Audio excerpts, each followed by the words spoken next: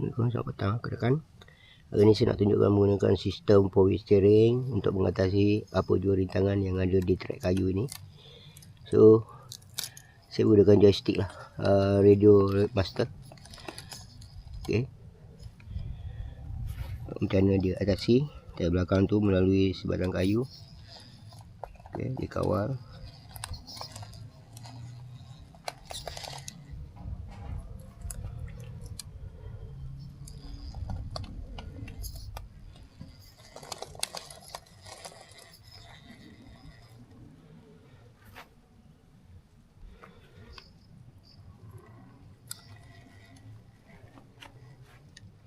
Tengok dari belakang. Okey. Gunakan sebur 70 kilo rekan-rekan macam tu. So insya-Allah kita akan terus perhatikan pergerakan kereta saya untuk mengatasi trek ini lah. So sini permukaan agak tinggi. Ya kan?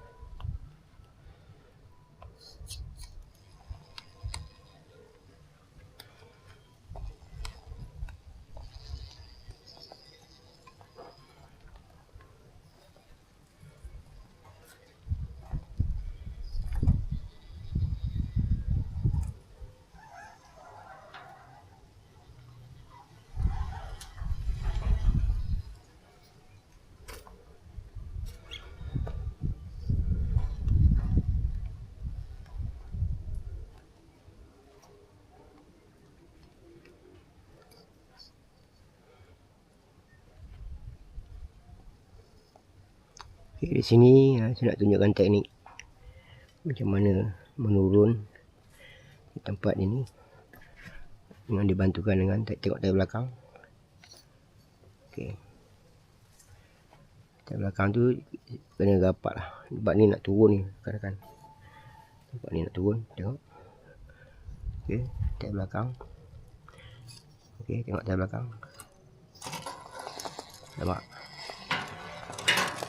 Okey, tu dia. Kalau jangan ini ada rintangan. Okey. Kereta belakang ni untuk tidak membantu lah untuk kereta tu tidak melorot lah kan. Macam tu dia jadi sebagai brake. Okey. Ya, sikit sebanyak kan. Saya akan sambung kembali lah rintangan yang jalannya daripada turun sini pusing. Saya, Wak Jawa dan anak saya. Kali ni kita akan datang daripada atas sana. Akan pusing naik atas situ kan. So kita akan cuba. Nampak tinggi tempat ni sebenarnya kan ya. Kalau kita ambil penggambaran ni orang tak nampak. Tapi kalau gini baru kita nampak betapa tingginya tempat ini. Saya akan cuba.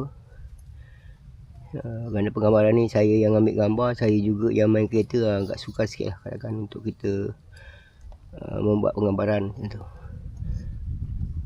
InsyaAllah kita akan cuba.